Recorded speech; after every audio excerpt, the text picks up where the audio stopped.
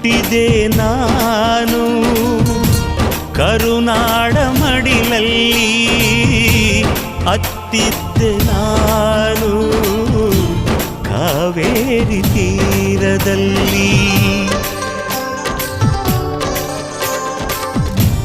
ನಿಮ್ಮಿಂದ ನಾನು, ನಿಮಗಾಗಿ ನಾನು, ನಿಮ್ಮೊಡನೆ ನಾನು, ಪ್ರೀತಿಗಾಗಿ ನಾನು.